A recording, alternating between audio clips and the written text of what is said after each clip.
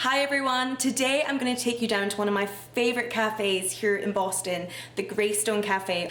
I love this cafe because it's woman owned, it's actually owned by a mother-daughter duo. It's very COVID friendly because they have a lovely walk-up window, they serve amazing pastries and coffees. So let's go and shine some light on this wonderful small business and have a wee chat with one of the owners as well to see how things are going.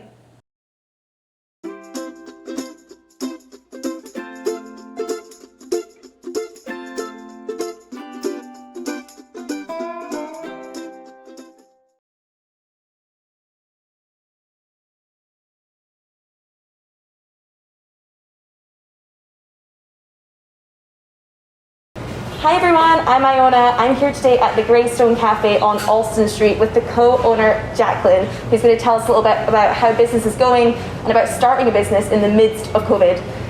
Hello everyone. So how did this all happen? Where did your inspiration come from for this beautiful cafe? Thank you. Yeah, so my mom and I actually have always loved cafes. We just love the space, we love food, we love the drink, just the atmosphere that they create. And so we've always talked about how the town that I'm from could really use a place like this.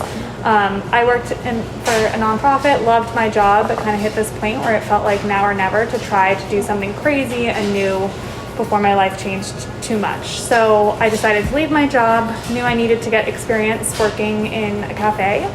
So I moved to Melbourne, Australia, which is kind of a cafe mecca, yes. And worked in a place there that I absolutely loved. We actually used their coffee here. And then came home, worked in a cafe here, and had the opportunity to take over this space and dragged my mom into it with me. So amazing. Yeah. So you mentioned your mom. I hear you guys are co-owners of Greystone Cafe. That is amazing. Yes. Was this always a dream together, or did you rope your mom in a little bit more, like you said? My dad likes to say I roped her in, but really it was a mutual decision. We are quite close, and I can't really imagine doing it both by, either on my own or with someone else. It's just so nice to have someone that you're close to be able to face all of the challenges and opportunities that are present in this industry. And so she went from kind of having ultimate flexibility in her life to being here 7 days a week, washing dishes and serving coffee. But we are like thrilled to have created something, to create something that we're proud of, and to see how it kind of evolves and serves the neighborhood. For us, it's really all about being a neighborhood community spot. We have no interest in becoming a massive chain. And this is just such a fabulous neighborhood. Most of our customers are people that we see every single day, which makes it really fun. Oh, so, that is lovely. That is so nice. So Greystone's beginnings were definitely impacted by COVID. Can you tell us a little bit about how it was overcoming that into this wonderful cafe that it is today? Absolutely. So like everyone else in the restaurant industry, all plans went askew. We were in the middle of renovating this space entirely when a construction ban in Boston hit because of COVID. So our timeline was delayed. We, like other people, had to kind of ask for rent relief and figure out how this was going to impact our business. The way in which we are so lucky and we're so grateful that's different from how other places are set up is that we had always planned to do a walk-up window. So in this neighborhood, there's just so many people who walk dogs, so many people with strollers who just want to grab something quick and not have to struggle to get the stroller in the door or tie the dog up. And so part of the real cornerstone of our concept from the beginning was always this walk-up window.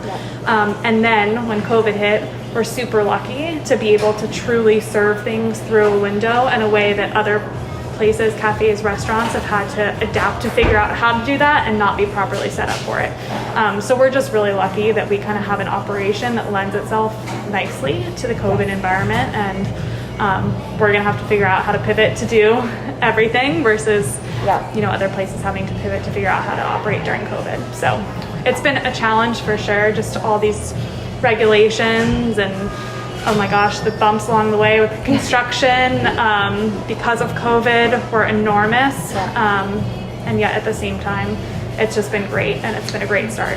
So it is absolutely wonderful to see how successful it is. I mean, me just coming in to see you, there's people waiting outside, you're waving and saying hi to them. Like you said, there's this real big sense of community. Absolutely. And personally, I follow the Instagram thoroughly, and there's always a cute doggy with a cute little coffee, yes. and like parents with their babies, and like what you're saying, like I've already seen it. Yes.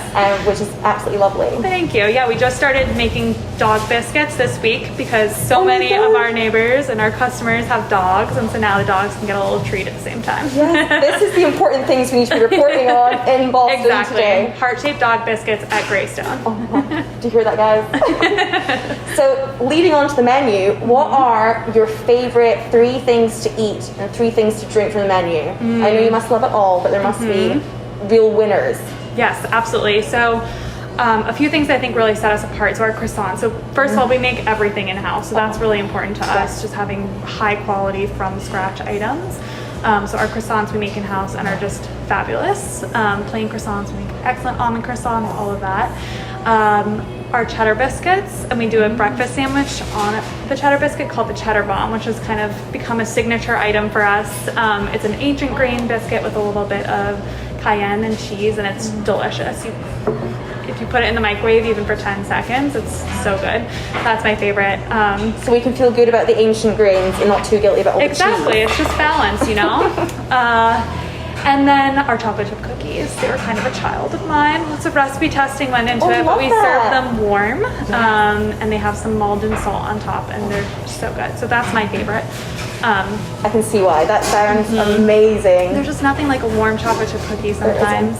There isn't. And then I know it's 4 things, but the scones. Right. You can have it. I'm a scone person through and through, and our berry scone, and we've got an Earl Grey ginger scone, are delicious. So you hear this, expats? all the other Brits that are living in Boston, you can get your scones and your tea fix here. Exactly. We do a London fog as well. Oh, that's amazing. But to drink, so I feel very connected to our coffee. So it's Proud Mary, which is the cafe that I worked at in Melbourne. And they work directly with coffee farmers. And so there's no middleman. It's all very ethically sourced. They know the farmer that they're buying the beans from. And because of that, we're kind of able to tell the story of here's the coffee that you're drinking, where it came from. So I love a good cappuccino, oat milk. The batch brew, just like regular drip coffee is amazing. And then our tea suppliers, Mem Tea, which is a Watertown-based company, and they're fabulous as well. And our chai is very popular. Our chai is like, we just... And tell us a bit more about, I overheard someone ordering like the muddled... Yes. That sounded oh my like, goodness. I've never heard of anything like this before. Yes, it's because it's been cold, it's been off my mind, but we do a black tulip. So it's kind of a riff on a mint julep cocktail. And so it's a coffee cocktail rather. So it's muddled mint, some simple syrup, and 2 shots of espresso, and we shake it in a cocktail shaker, and then it's served over ice with a little sprig of mint.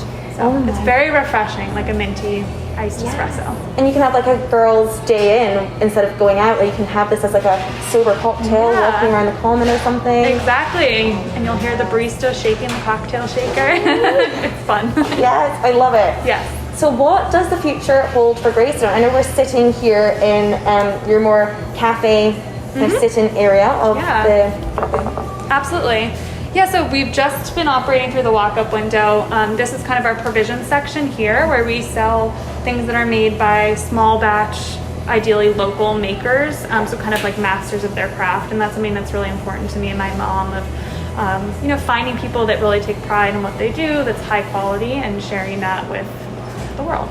And then we also sell things that we make ourselves. So our granola, our Texas trash is a recipe that my mom learned in Girl Scouts for like a homemade Chex Mix. So in the future, in terms of provisions, we would love to be selling a lot more and things that we make in-house, so like our pesto and pickles and stuff like that, as well as having people dine in is going to be so nice. So many people come in and they're like, oh, I just can't wait until we can sit here and enjoy coffee and breakfast, and we're really looking forward to that as well. So I think that's kind of what's next, is expanding into indoor dining, expanding our bakery program to do some catering, expanding our menu to be a little bit more complete breakfast menu when we can have people inside, and then expanding our provisions as well. So amazing.